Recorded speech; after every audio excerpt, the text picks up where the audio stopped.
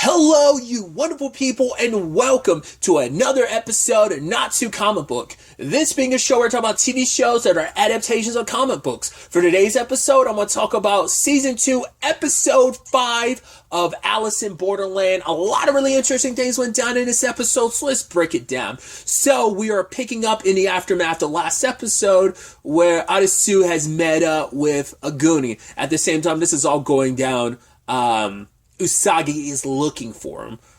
They got separated after everything with the King of Spades. So Aguni's planning on going after the King of Spades. It turns out like he's still alive, and he didn't know about Naragi. It makes sense they wouldn't. So Naragi most likely doesn't know he's alive either. And it's like, wow, we both cheated death.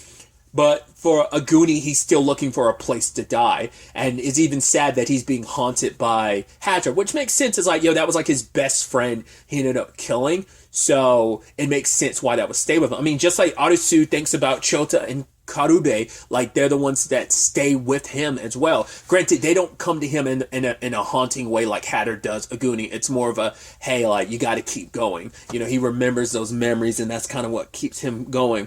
But Aguni's looking for a place to die, and it's like he sees no better place than here, because Hatter's telling him, it's like, right, you think you'll make up for all the killings you did at the beach by doing this, like by having some honor. But it's like you having that type of death doesn't like make. It's like if you want death so badly, kill yourself. That someone who killed all those people, that's what you deserve. Which Aguni's like, yes, I already know. Obviously, like, Hatter is just a manifestation of his own subconscious, like his own guilt over the whole situation. So. But Aguni had a conversation with him about, like, yeah, what are you living for? Because obviously he's like, I'm going to get involved in this. You want to do your own thing, you do it. I'm not going to stop you, but I need to go find Usagi. And he's like, why? Like, what are you trying to gain from all of this? Like, what are you living for? Is it to try and return to the other world? Is it just so you could get with that chick? But for him, it's like, I'm alive right now. I don't need a reason to live. I'm alive right now in this world, so I'm going to keep living. And he's like, in such a weak spirit. And he's like, right, but that's very human, isn't it? And Aguni's like, yeah, it is. And Akane's listening into the whole conversation, which, don't ask me why. I think it's specifically the tank top and stuff like that just kind of really made me think that, but I'm not saying you have to do it or whatever, but I'm like, the actress who plays Akane, just something about her, I'm like, I could definitely see her. I think it's the long black hair too. I'm like, I could definitely see her playing a live-action Tifa Lockhart. Tifa from Final Fantasy VII. No, just struck me. Like I said, I think it's just like the tank top and stuff like that. But we learned about Akane's background in this situation. And in the original world, she wasn't the best person. I mean, she was a senior in high school, which, I mean, you're entitled to be like a little narcissistic and self-important. And she was kind of a douche. That she's like, I love the word baka. I love it so much, especially how it gets used in Japanese. Baka, just basically telling them like the you stupid fuck offs, like stupid idiots, like fuck off or whatever. But it's just like it has more stank to it than just it's like, oh, you're so stupid. You're just like baka. Like there's something extra to it. Like it's one of those Japanese words that I get so excited when someone says it, because cause there's a little more flavor to it in Japanese than in English. Because I feel like, I mean, stupid's probably like the closest translation, but there might be a lot of amalgamation of many different words. Baka could be like substitute for. I mean, I'm sure like the more direct translation will probably be like idiot or stupid, but maybe there is like even more direct. Maybe that's just like a rough it. But you get it. What I'm trying. Hopefully you're getting what I'm saying. But it's like, yeah. Then you also find out she's kind of a little bit of a homewrecker. She's like, oh yeah, I'm with so and so. Oh, like so and so doesn't really care about her. Like, yeah, they broke up. They never really were together. It's like, wait, what? Oh my god, did you sleep with him? No, he kind of pursued me. So it's like, oh, she is like, yeah, like she's kind of full of herself. And then she saw the fireworks go off, and what I thought was interesting is the bright white light. Because the difference is because that was the first time we'd ever seen an outside perspective of looking at the fireworks and then bam. Because Arisu, Karube, and Chota saw the fireworks. Police were coming after them. They ran into the bathroom. There was a banging on the door. The lights went out and flickered. That was like the EMP or so kind of going off as once again as Chota kind of surmised or thought at the time.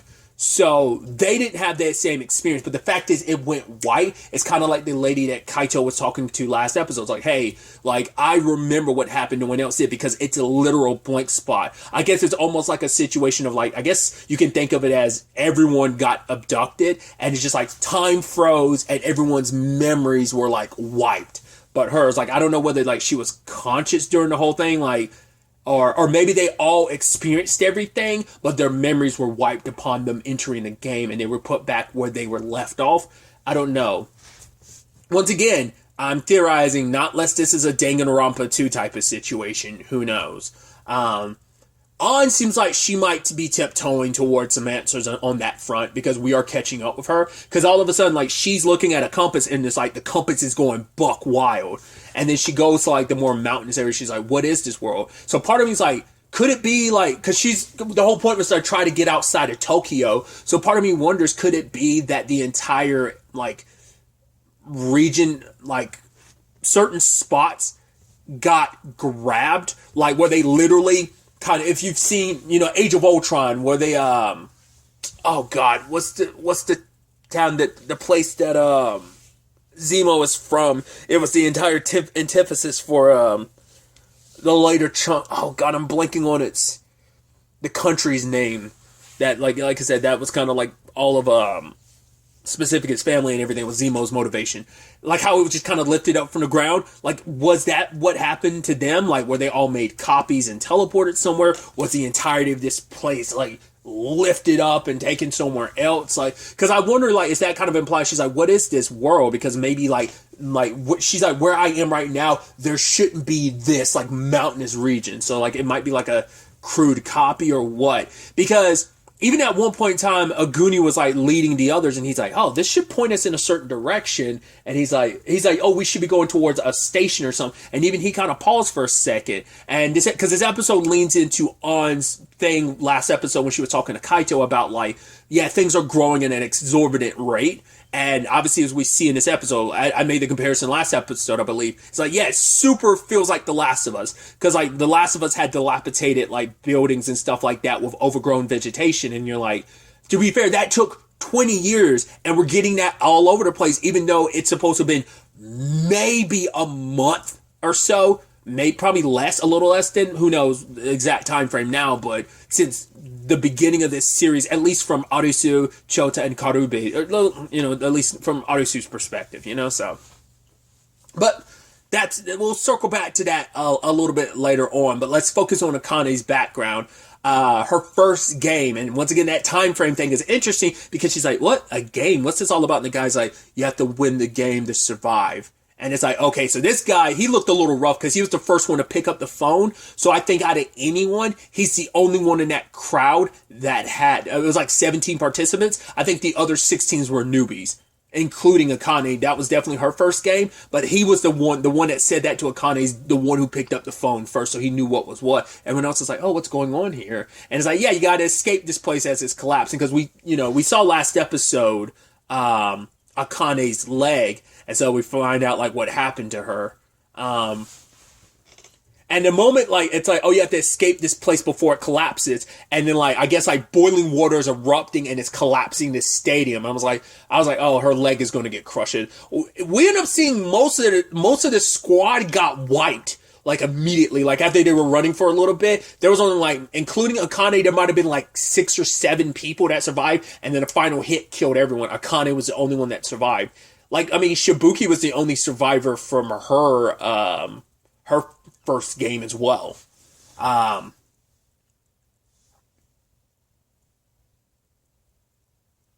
trying to think. I feel like someone else might have been in that circumstances, but I can't remember off the top of my head. Either way,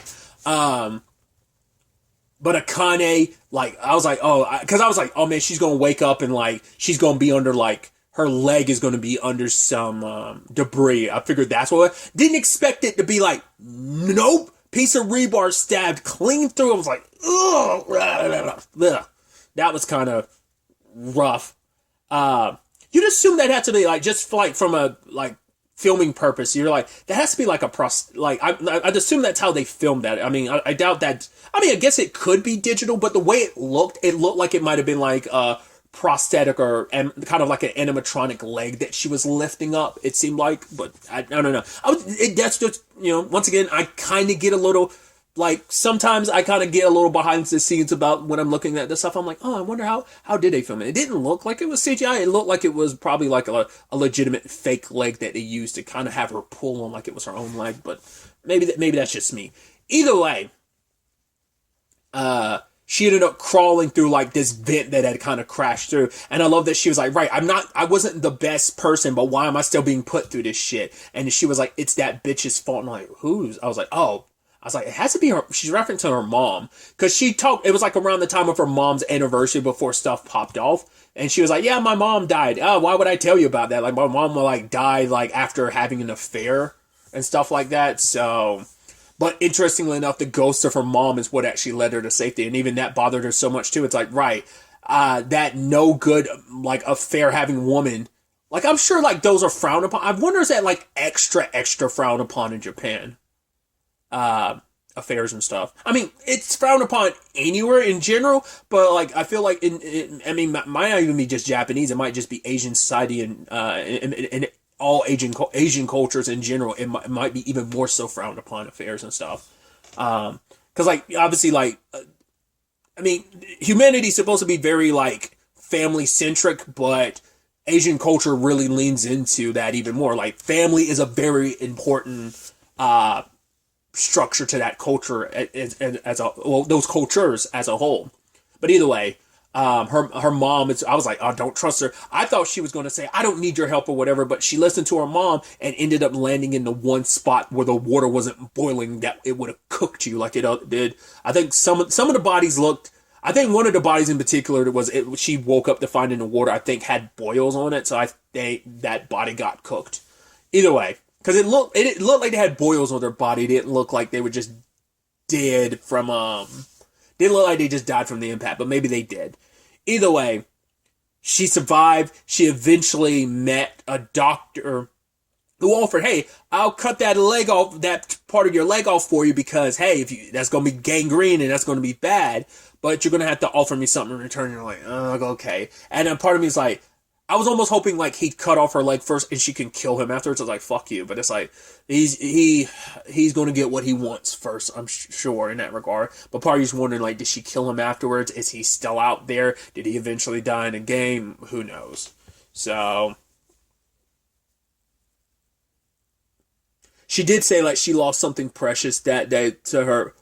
And it seemed like she was kind of referencing her leg, but I'm sure it's a lot she lost that day. Being only survivor of the game, realizing what world she was in, losing her leg, part of her leg, and also having to deal with that doctor. Then you also add in, for her, it's like, I made a promise to myself then and there. I'm not going to die. I'm going to survive no matter what. Because she had heard what Arisu had said before. And I love that he wakes up to find her bathing. And she's like, what, are you, a virgin? He's like, what? No. I'm like, I get it. No one likes being called a virgin. But it's like, yeah, poor Chota constantly had that thrown in his face. And she's like, oh, you're looking for Usagi. He's like, what's she a woman? It's like, is she, am I hotter than her? It's like, oh, I must be. And he's like, no. And she's like, oh, come on, let's do it. And he's like, what? No. She's like, come on. A lady has needs. And then a Goonie walks up. She's like, no, it's not what you think. It's like, because she got self-conscious because a Goonie hasn't paid her any attention. I'm like, oh, because you like a Goonie. And it's like, right, you're kind of getting, you're getting that itch and it hasn't been scratched in a while. And a Goonie won't pay you any attention. I mean, to be fair, he's kind of too busy drowning in his own sorrows looking for a place to die. So they're going to try and track down the King of Spades and wipe him out. Because obviously leaning into that conversation of, we don't know how, but he does track us. He tends to go to places with a lot of people, but people he finds troublesome and annoying, he has a tendency to track them down too. So Akane and Aguni have run into him a couple times. And obviously he's come after Arisu and Usagi because they are people who've gotten away from him multiple times now. So like that's got to irk his nerves to some extent. But it's like, right, we've set up this trap. It's like, yeah, we got this tripwire and everything, and you're going to be on guard duty. And the moment Arisu's sitting there, I'm like, is he the fucking bait? And even it's like, yep, he sure as hell was. And going to be like, yeah, you make a really awesome decoy. So, because the bastard is decked out in like he's got the weaponry, but he's also got the gear because he's got night vision goggles. He also knew, like, he happened to see, because normally he wouldn't have been able to see because it is nighttime and it's raining, so he wouldn't have been able to see it, but because he has the night goggles, he was able to see the tripwires, so the flares didn't get him, but they were already in wait for him, waiting for him to close in and get Odyssey, especially considering Odyssey was drifting off because he was exhausted. Stuff popped off. Guys got, like, Kevlar on and stuff, so taking him down is not easy. He is a regular human, but he wants to get equipped to the gills.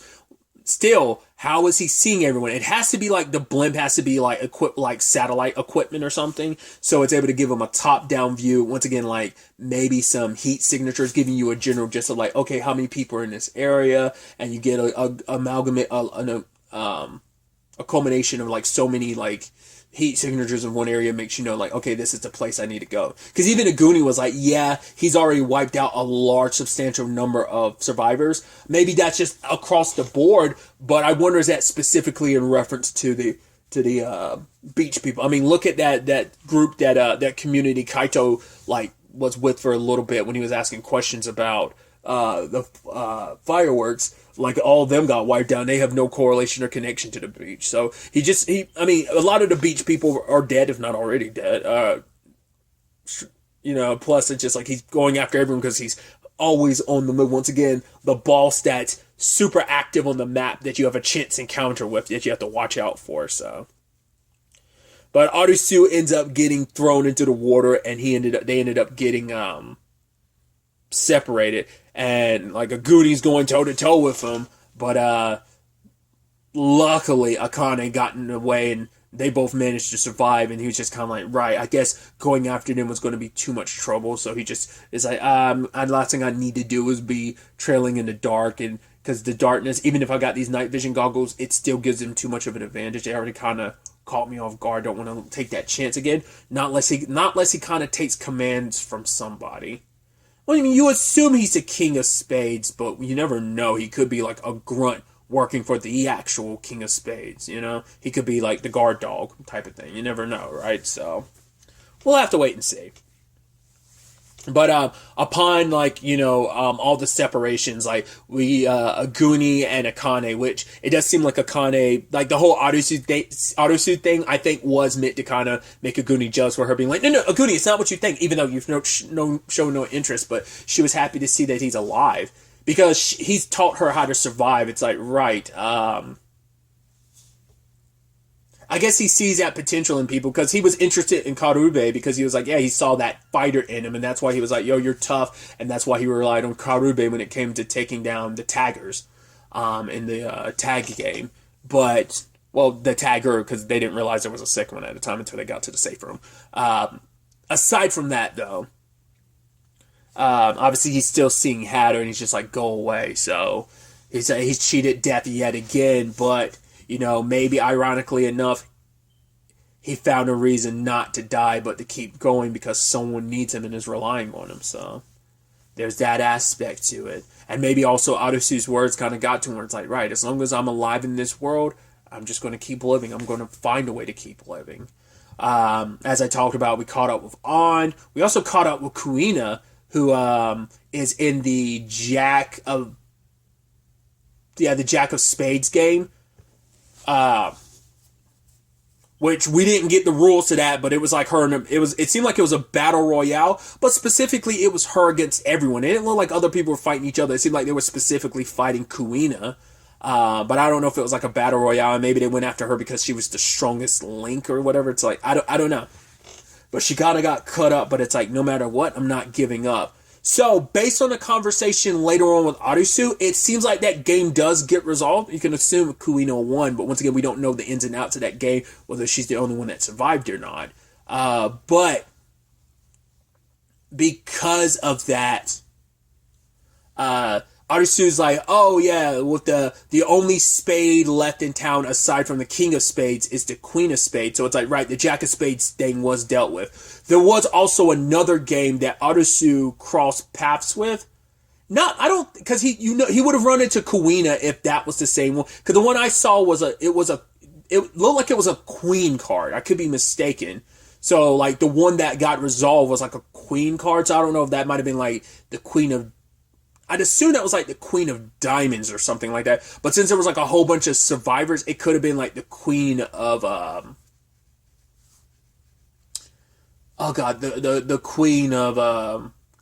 clubs or something, if that was the case. You know, since there were, like, so many people exiting it and celebrating it, and we're like, we have no idea what that game is. But I think that's fascinating because it's like, right, that's... So in totality, there are definitely 3 games done.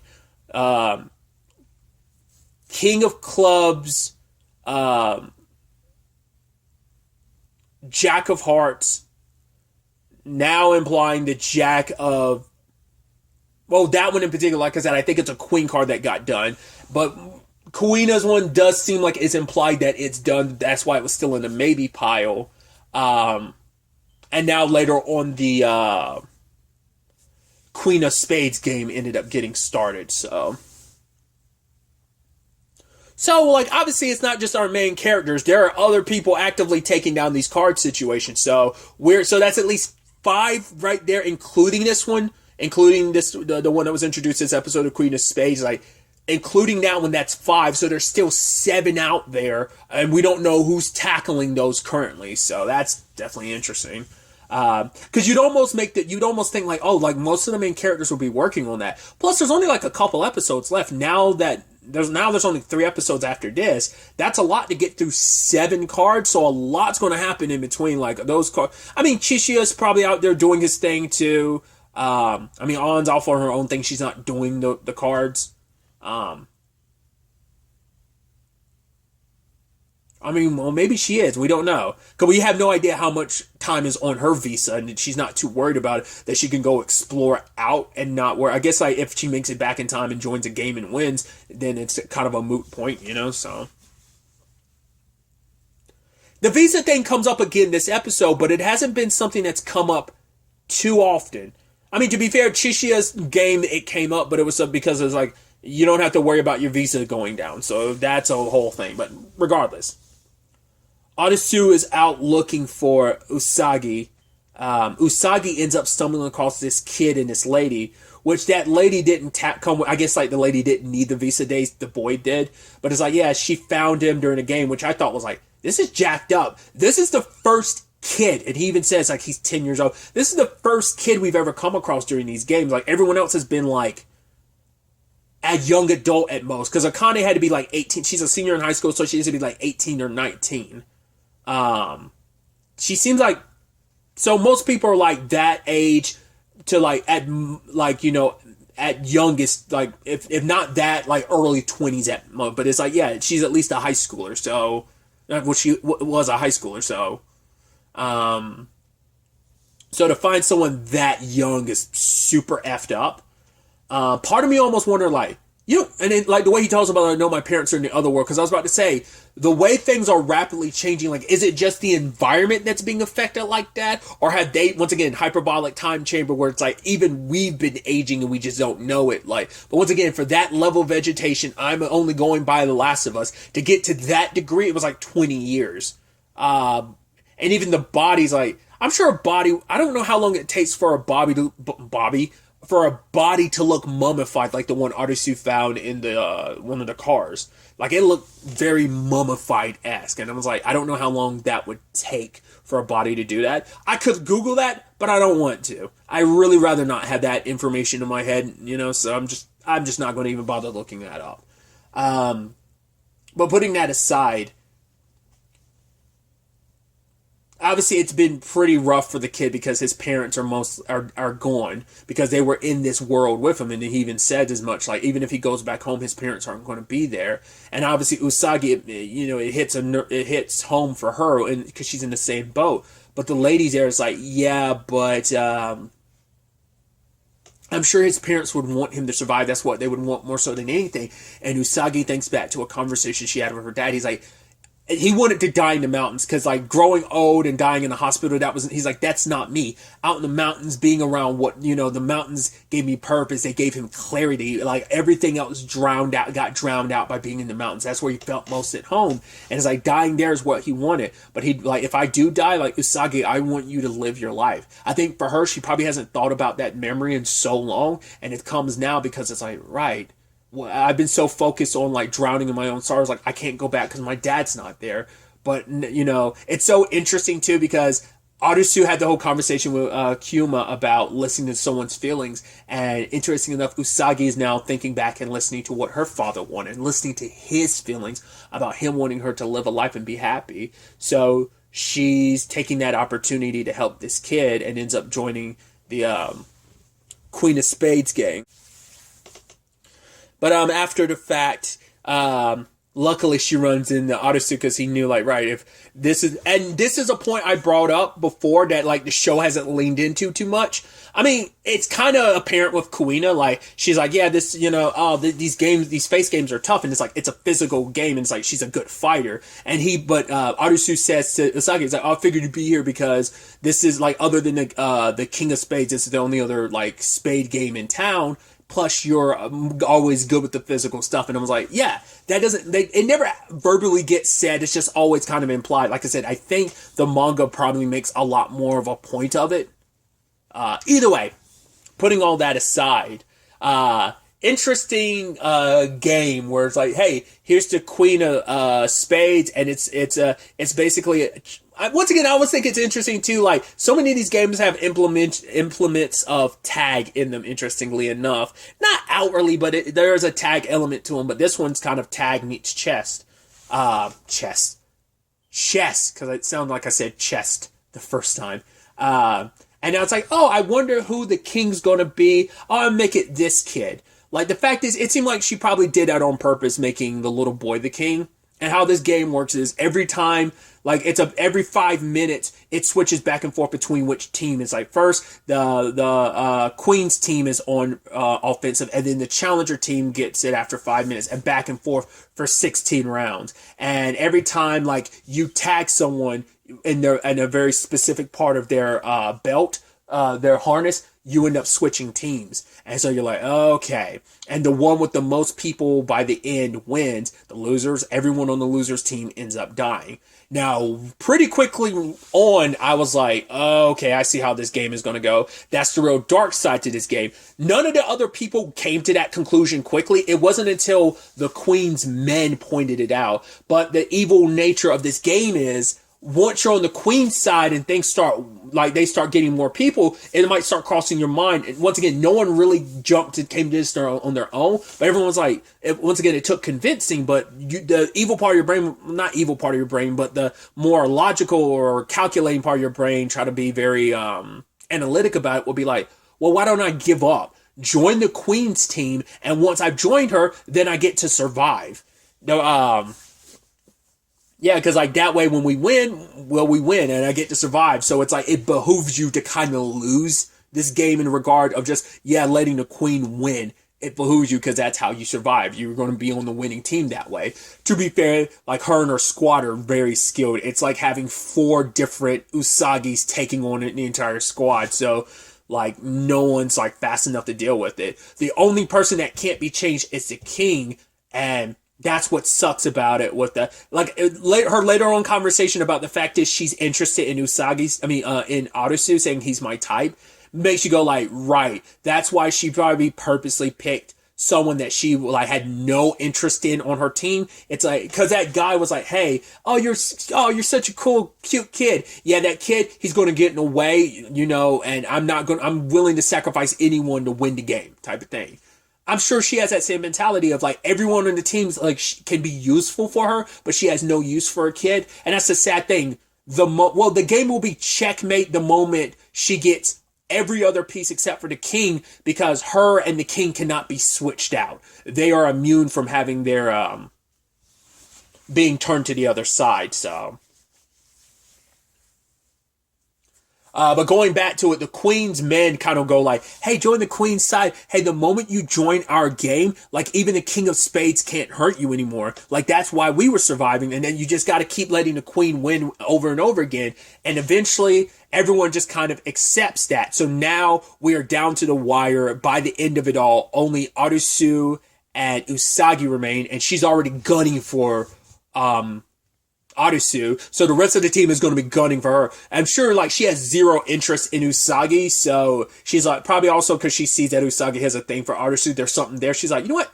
I can definitely tell by the end of this episode, she was kind of like, you know what? Fuck you. I'm going to let you stay on that team with that kid so you both can die. So, but to me, the very, very important question that no one that was originally part of the Challenger team bothered to ask is, well, the whole point is, oh, let the Queen win over and over again. Like, look at us. We're players. We got to win. Maybe there's some BS to that. I don't... Well, I can't necessarily... Well, because it also depends on how many challengers participate. Because to me, the weird thing about that is, my thinking was, isn't it weird that you're saying, like, right, she has to win over and over again. You're part of a team. It's like, so there's only 3 other people besides the Queen. How the hell do you win a game like this with only 3 people? She must use and sacrifice people left and right. They could also be lying to her, you being like, oh yeah. As long as you're playing a game, like one of the other face games, the King of Spades won't come after you. But, you know, maybe that's complete and utter BS. You know, this might be kind of a little bit like an Urumi type of situation from the Jack of Hearts game. Gathering kind of people up to kind of eventually be your sacrificial lambs. That's my immediate thought. So where I get into it, where I'm like, okay, so this is where I think you could make some argument about, right, in this case, there's no number specifically that you need. Well, you would assume you would need like at least 16 participants because that's how many pieces are on a chessboard. But she starts off with 4. Maybe the game, like, where's the rest of the team? Like, are they always meant to start at a disadvantage because she thinks it's more fun? Well, it also makes sense, too, because because I was about to say, like, you'd have 16 pieces and it's supposed to be a chessboard, so it's about fighting over those kind of basically 15 other pieces on the board. Once again, she already had 4 to begin with, too, plus the 13 she's already got from them, so that gives her 17 now. So I don't know, maybe like 16 on both sides would be too much, but that just seems so odd to me. That's why I'm like, there could be a justification for why that is, but it just seems a little too weird to me that you would start this game off with only 3 other people on your team, like a total of 4. Once again, maybe that's just how the game is designed, and maybe her other people are just elsewhere right now, but I don't know. Because you would think having more people on your team would benefit you, because it'd be easier to get more, in the game quicker. So that's when I'm like, there has to be some other slide to that situation, so. And obviously the rest of the people on the team feel bad for the little boy, but they're like, yeah, but, nothing can be done. None of them are going to willingly, because it isn't just about like, hey, we clear this game, because they're putting aside like, hey, we should be trying to clear the game, like, because the whole point is like clear all these other cards and stuff like that. No one's thinking about that right now, because it's like, hey, as long as the Queen continues to win, we're safe here. As long as we're with her, like none of the other face cards will get us, especially the King of Spades. And all we have to do is like keep letting her win all the time over and over again, and boom, we're golden. But I'm like, I don't know, man. Like I said, it's just that number on her side just seems suspicious from the beginning, and it just feels like it even more so when that conversation was had about convincing the challengers to stay on her team. So it's going to be interesting to see how that plays out. Who's going to still be on the Queen's side of things when it's all said and done? Will this be like a full-blown checkmate thing, like you will manage to get even her people on your side? Or like how much of the other team is going to die? Like, what happens if it ends in a draw? Will everyone die? Will it be kind of like a overtime death match type of situation? I don't know how that will play out. But things are going to get all types of spicy next episode with the conclusion of this game. So I'm very, very excited to see what ends up happening next. And find out whether or not I'm on the right trail with just this numbering situation being wrong. Once again, I could be like super like diving deep on something that isn't that significant, but it felt just too odd and purposeful. But we'll have to wait and see what the conclusion, and like I said, whether or not I was right about the Queen of Hearts side of things or not. Not Queen of Hearts, the Queen of Spades. But really, that's all I wanted to talk about. Till the next time we meet, be happy, be safe, live life to the fullest, and enjoy it. Good day, and goodbye.